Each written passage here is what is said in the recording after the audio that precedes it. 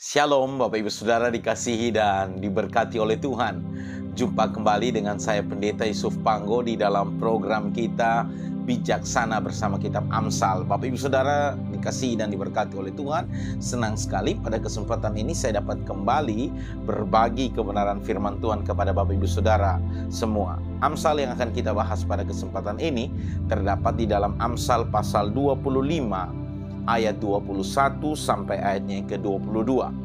Amsal pasal 25 ayat 21 hingga ayat yang ke-22 saya bacakan bagi kita. Jika seterumu lapar, berilah dia makan roti. Dan jikalau ia dahaga, berilah dia minum air. Karena engkau akan menimbun bara api di atas kepalanya, dan Tuhan akan membalas itu kepadamu.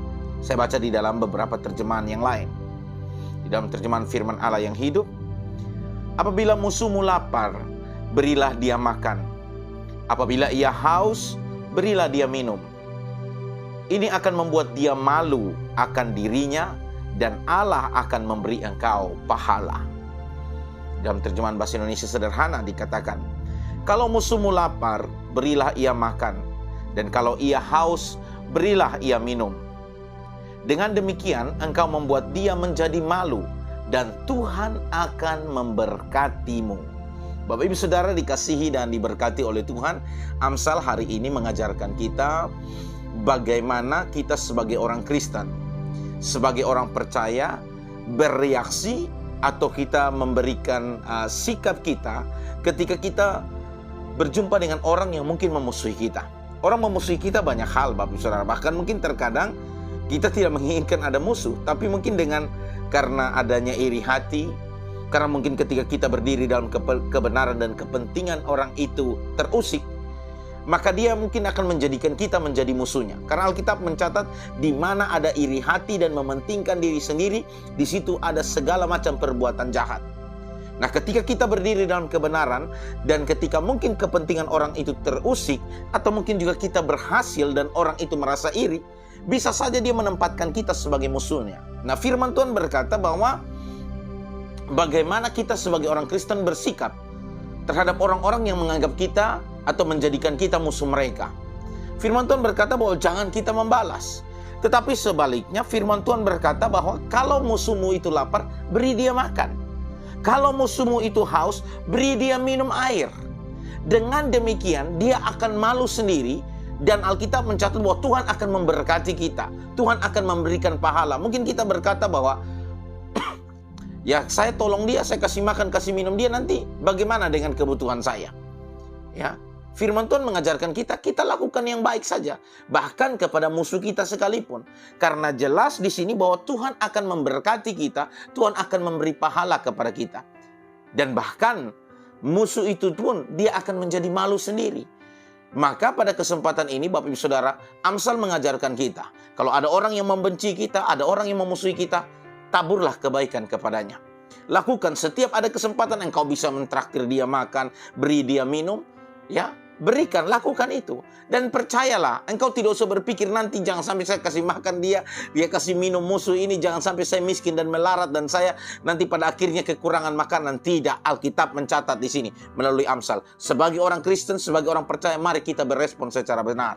Kalau engkau memberi makan dan minum musuhmu, firman Tuhan berkata bahwa Tuhan akan memberikan pahala, Tuhan akan memberkati engkau.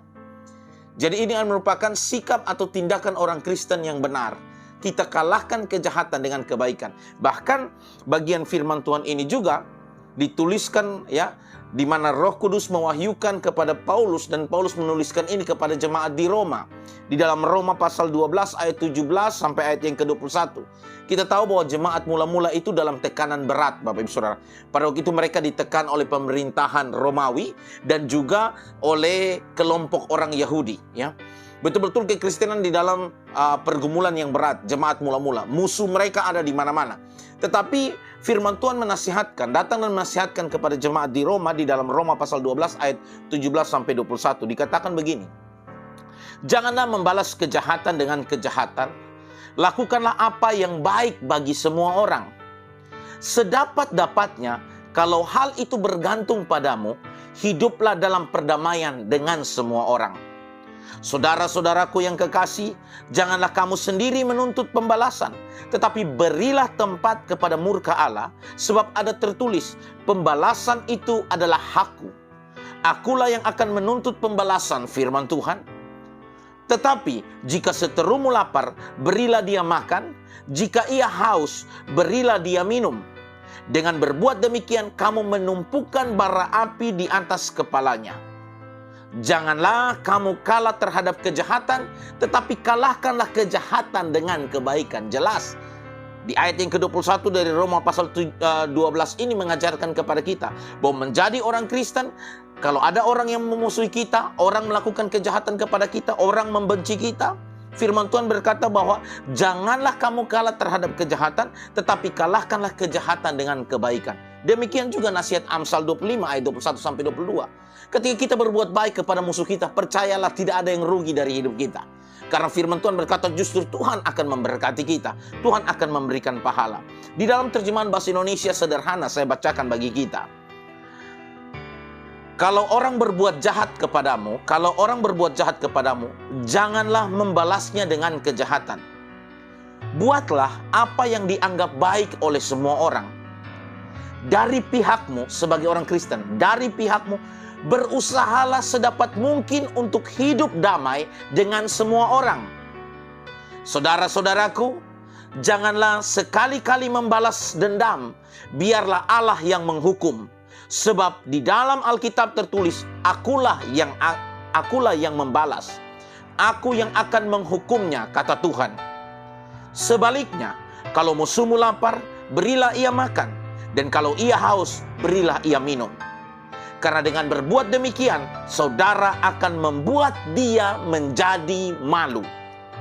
Janganlah membiarkan dirimu dikalahkan oleh yang jahat, tetapi hendaklah saudara mengalahkan kejahatan dengan kebaikan. Sekali lagi saya baca di dalam terjemahan bahasa Indonesia sederhana, ayat 21.